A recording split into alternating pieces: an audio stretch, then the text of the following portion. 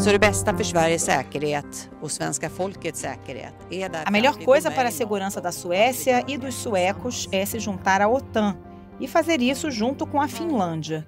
Foi assim que a primeira-ministra sueca Magdalena Andersson resumiu as pretensões de seu país. Marcada por um centenário histórico de neutralidade, a Suécia deu uma guinada importante para tentar se unir à aliança militar que apoia a Ucrânia diante da invasão russa. No caso da Finlândia, esse também não é um passo nada trivial, embora seja fácil compreender as preocupações dos finlandeses. O país nórdico compartilha uma fronteira de 1.340 quilômetros com a Rússia e um histórico de inimizade com o vizinho. Estiveram de lados opostos na Segunda Guerra, por exemplo. Na OTAN, americanos e a maioria dos países integrantes da aliança saudaram a decisão de Suécia e Finlândia. Mas a Turquia não gostou e disse que poderá vetar. Do lado russo, também houve reação. No sábado, o fornecimento de eletricidade da Rússia para a Finlândia foi cortado, mas os finlandeses têm capacidade de suprimento com fontes alternativas. Já na segunda-feira, o presidente Vladimir Putin falou sobre o pedido de entrada dos dois países na OTAN e fez uma distinção inédita entre ingressar na aliança e ameaçar a segurança do seu país. Mais cedo, o presidente russo Vladimir Putin, ele afirmou que a Rússia não tem nada contra a Suécia nem contra a Finlândia, mas que se houver um aumento da atividade militar da aliança nos territórios desses dois países nórdicos, isso vai exigir uma resposta à altura de Moscou. Afinal, o que os suecos e finlandeses pretendem na OTAN? A oposição da Turquia pode comprometer os planos? E como essa decisão influencia o conflito na Ucrânia, que já dura quase 3 meses? Esses são os temas do Ao Ponto desta terça-feira. Eu sou o Roberto Maltic, estou com a Carolina Moran e nesse episódio conversamos com o professor da ESPM e especialista em segurança internacional, Günter Hudzic. Fique com a gente.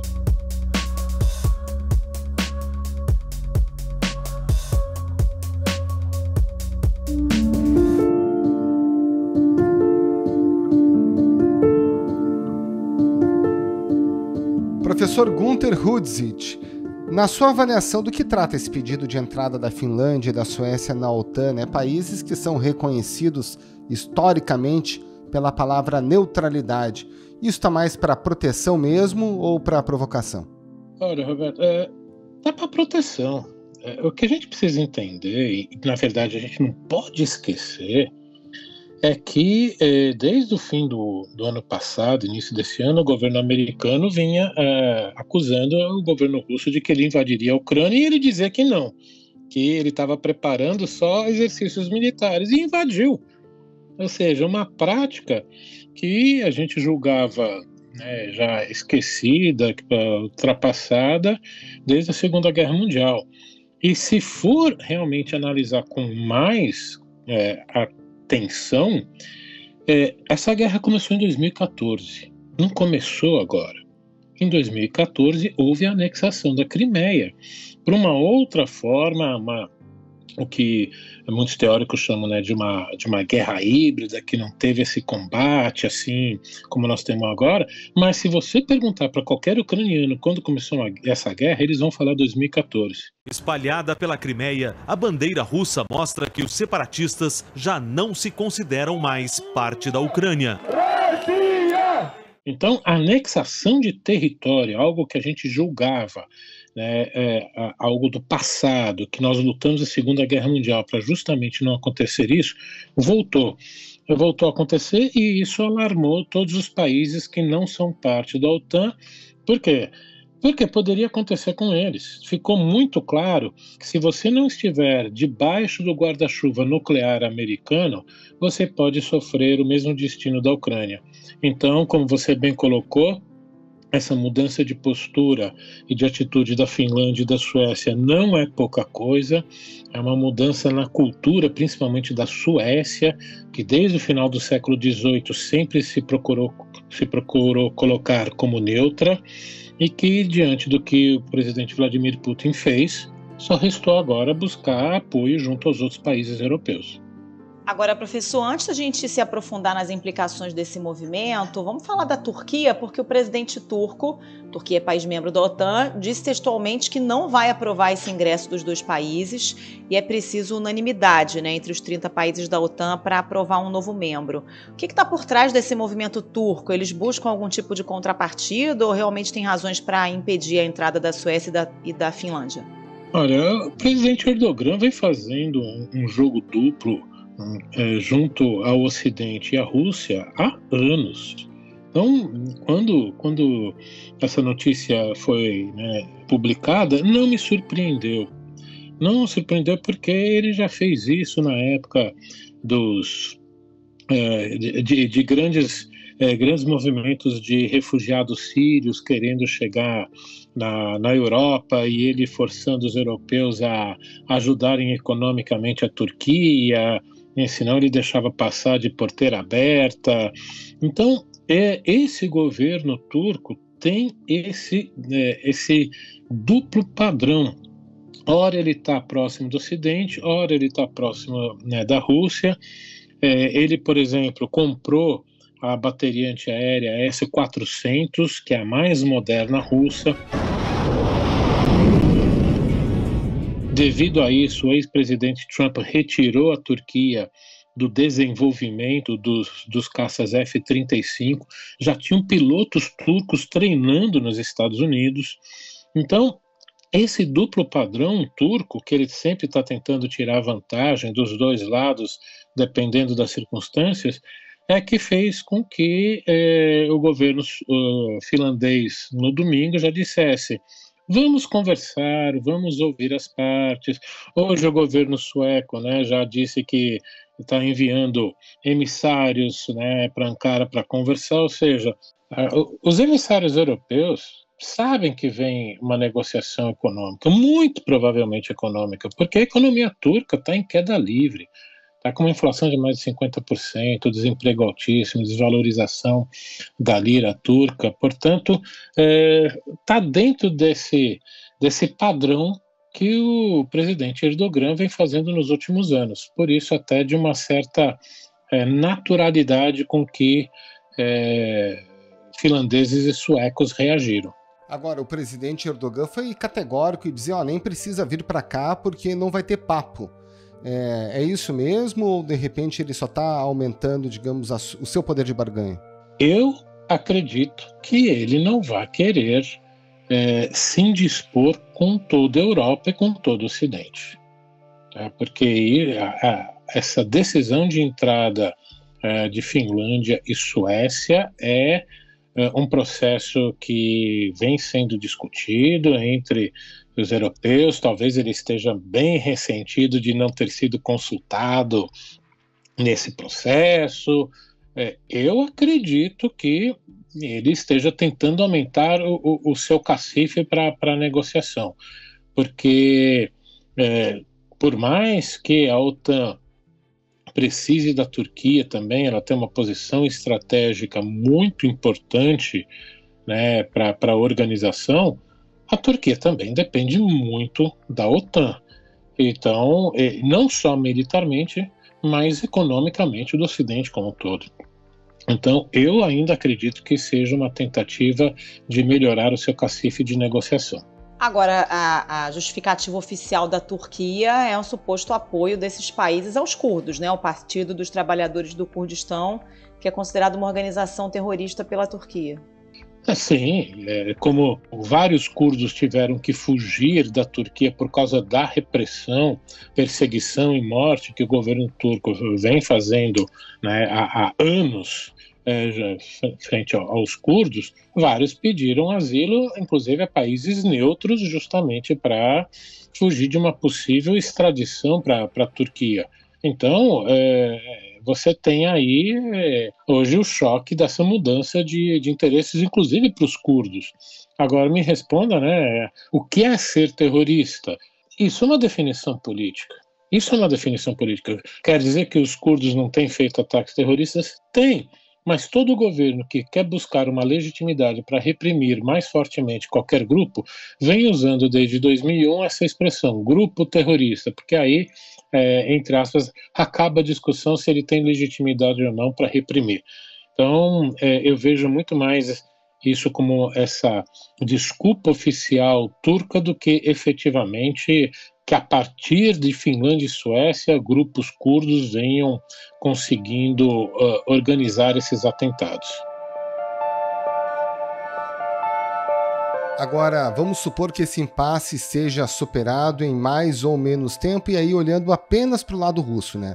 O presidente Vladimir Putin fala que não tem problema com esses dois países, Finlândia e Suécia, até que ocorra uma expansão de infraestrutura militar da OTAN por ali. Traduzindo, a gente pode dizer que eles podem entrar na OTAN desde que não sirvam de base militar para bombas atômicas ou outras armas estratégicas, seja dos Estados Unidos ou de outros membros da OTAN. É por aí? Esse é o recado? Bom, primeiro que a gente já tem que ver que ele mudou um pouco o discurso, né? Porque o governo russo primeiro disse que isso era uma ameaça e que já iria retaliar. O corte de energia para a Finlândia já veio, né, no fim de semana. Então, agora, ele já deu uma amenizada.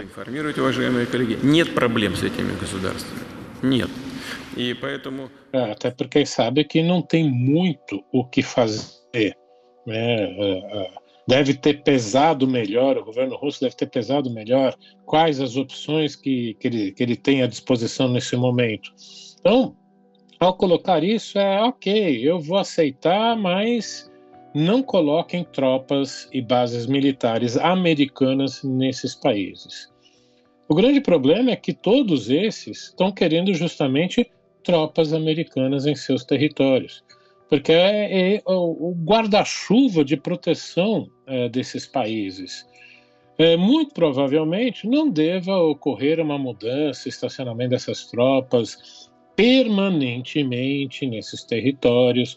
Hoje mesmo, né, você tem exercícios militares, se não me engano, na Estônia, ocorrendo ali nas repúblicas bálticas, inclusive com presença de forças finlandesas e suecas. Ter exercícios militares não é essa presença constante. E o presidente Putin tem agora essa maior preocupação porque da fronteira finlandesa até São Petersburgo são em torno de 200 quilômetros. Por que eu estou dizendo isso? Se uma das razões para ele se opor à entrada da Ucrânia na OTAN é que a fronteira ucraniana fica a aproximadamente 450 quilômetros de Moscou, 200 quilômetros é menos da metade do que isso e, portanto, deixa essa cidade bem mais exposta a um avanço militar ocidental. Então, ele tem preocupação sim, mas agora ele não tem muito o que fazer. As forças armadas russas estão atoladas na Ucrânia. Mas que tipo de reação ou de retaliação pode haver por parte do governo russo? A mais médio e até longo prazo? A gente está falando de uma possível reação militar mesmo ou no campo da diplomacia, das relações econômicas? Primeiro, as relações econômicas, né? Então, compra, venda do comércio entre os países, principalmente petróleo, pode vir a sofrer alguma retaliação. Segundo ponto quando as forças militares russas conseguirem sair desse atoleiro da Ucrânia, que não vai ser tão cedo, aí sim vai ter um novo reposicionamento mais ao norte. Então ele vai ter que redesenhar a sua estrutura militar frente à OTAN, porque a Península de Kola, que é aquela que fica mais ao norte, fronteirinha ali com a Noruega, tem uma base aeronaval, mas principalmente naval, a famosa Esquadra do Norte russa, que agora está bem mais exposta a um ataque da OTAN. Então, no médio e longo prazo, ele vai ter que reposicionar tropas. Só que aí tem um problema, né? Primeiro, como eu disse, eles não podem estar atolados na Ucrânia. Segundo, isso vai exigir um investimento financeiro muito alto. algo que a economia russa nos próximos anos vai sofrer bastante. Então, eu não vejo possibilidade de uma reação tão forte assim no curto prazo.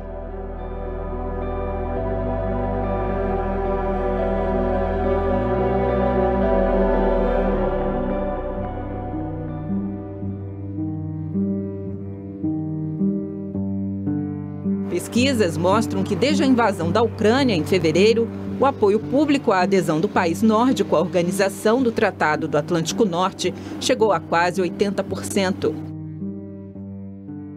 Professor, o senhor já mencionou, né, que a Suécia tem um histórico centenário de neutralidade.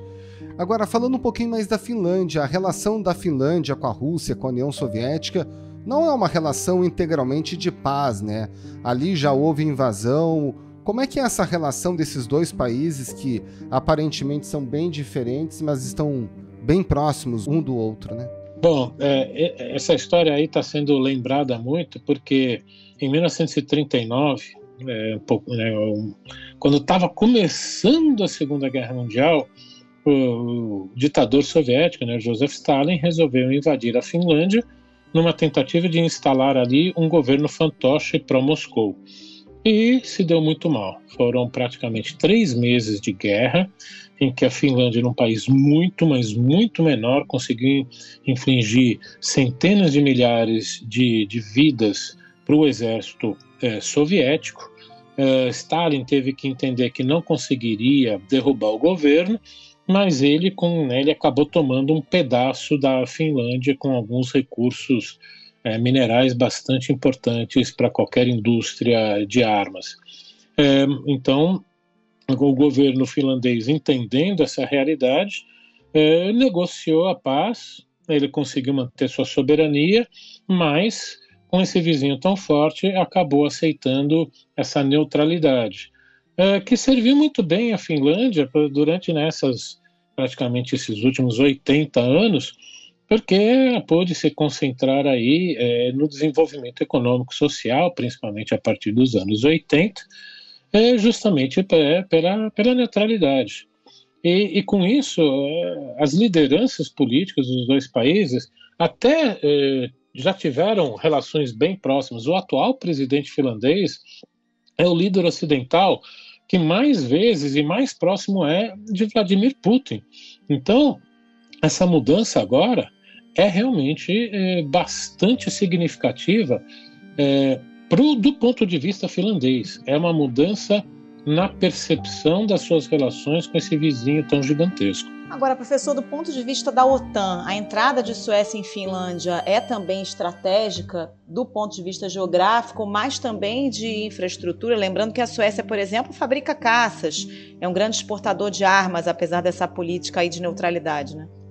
Esse é um ponto bastante interessante. Muita gente acha que neutralidade significa ser um país desarmado. Não, não é. Tá? Finlândia, Suécia, Suíça e Áustria são países que se colocam como, o vinho pelo menos, se colocando como neutros e desenvolveram forças armadas bastante capazes.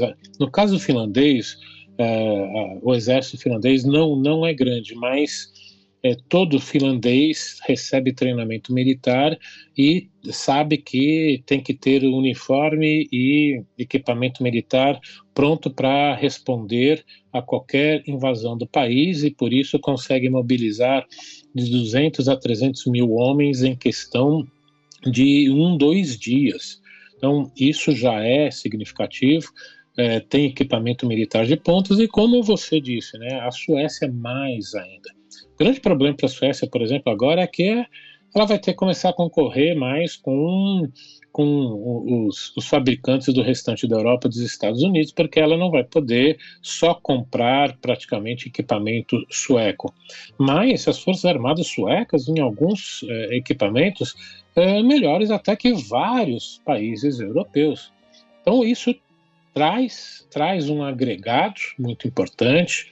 Em caças, você tem aí praticamente a adição de praticamente 130 novos caças de ponta, não só o Gripen sueco, mas o F-16, que é americano da Finlândia. E como eu disse, a posição estratégica, principalmente da Finlândia, bem ao norte, que vai fazer com que a Rússia tenha que redirecionar parte das suas forças. Então, geograficamente e tecnicamente, qualitativamente, essa entrada é importante para a OTAN. Agora, professor, é impressionante a unidade e a disposição para a unidade de todos os países da região, seja OTAN ou não OTAN, né? Nesse momento existe um gigantesco exercício militar sendo feito na Estônia. Aí a gente tem outros 2 países sempre neutros tentando entrar. Polônia, todo mundo afim mesmo, disposto a enfrentar a Rússia. Isso tudo realmente é temor de uma invasão, né? Não só temor de invasão, mas o que eu sempre digo para os alunos: só quem viveu sob a ocupação soviética /russa é que sabe o que foi isso. Eu digo isso mais fortemente porque meus avós paternos vieram da Letônia, vieram no início da década de 20, antes da ocupação. E meu pai sempre teve um pouco de informação, pouquíssimo, né, que conseguia sair de lá, e que sempre foi de como os letonianos foram tratados. Letonianos, estonianos, lituanos, poloneses, romanos, todos que passaram por esse processo de controle de Moscou, a primeira oportunidade que ocorreu no fim da Guerra Fria foi o quê? Ou se separar da União Soviética, ou abandonar o Pacto de Varsóvia e querer entrar na União Europeia e depois querer entrar na OTAN, e esses governos vinham dizendo há anos o quê? E o governo russo não pode ser confiado, o governo russo não pode ser confiado, não pode, nunca foram levados tão a sério, e agora eles estão literalmente dizendo o quê? Tá vendo como eu avisava vocês? Então, sim, todos esses que passaram por essa dominação soviética russa agora estão com um pavor muito grande, porque principalmente as repúblicas bálticas têm as mesmas minorias russas que existem na Ucrânia, que serviram de justificativa para essa invasão. É isso que provoca o medo nesses países. O presidente Putin poder usar a mesma justificativa para poder lançar uma invasão contra esses países.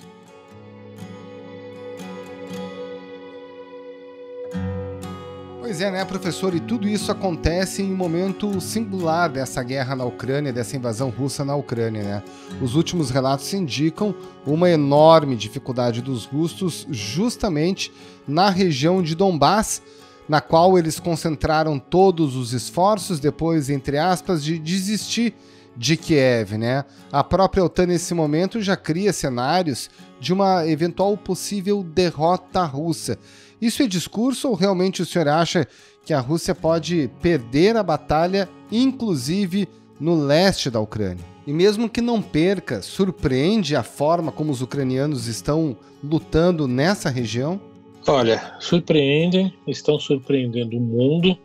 A gente não pode esquecer que o Ocidente não estava dando todo esse equipamento militar. Por quê?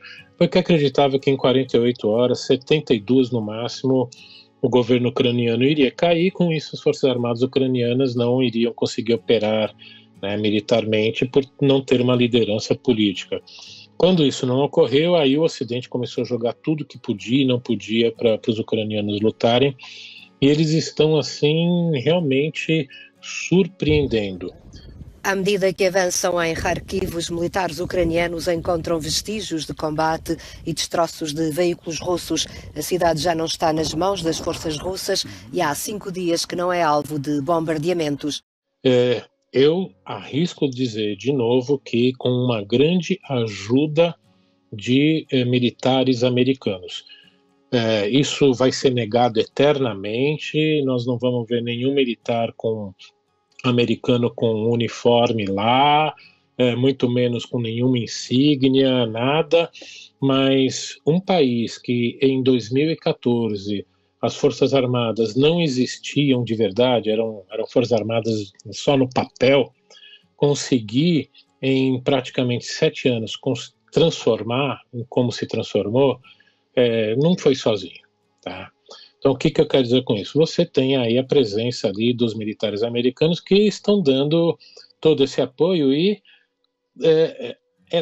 o entendimento estratégico de como lutar uma guerra assimétrica.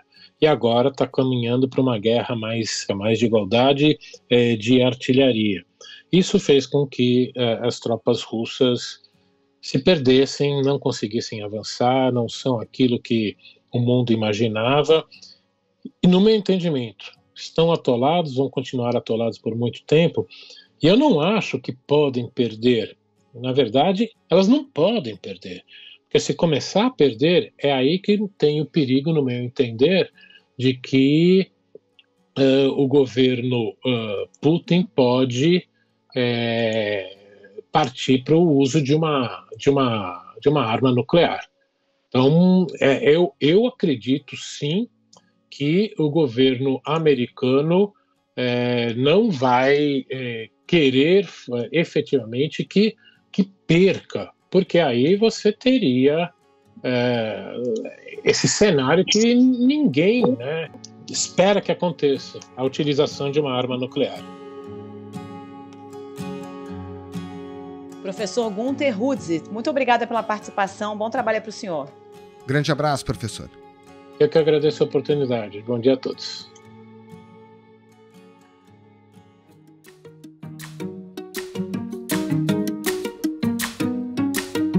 Esse foi o Ao Ponto de hoje, o podcast diário da redação do Globo. Nessa conversa, a gente conta com a participação de toda a equipe do jornal, as mesmas pessoas que levam até você informação e análise de qualidade todos os dias. Quer saber mais? Assine o Globo. Acesse assineoglobo.com.br e confira todas as notícias e reportagens especiais. Nesse episódio, além dos áudios da TV Globo, a gente utilizou áudios da AFP, da CNN Brasil, da TV Brasil e da Eurochannel. A produção foi da Vitória Alves e a edição do Luan Oliveira. Tchau. Até mais.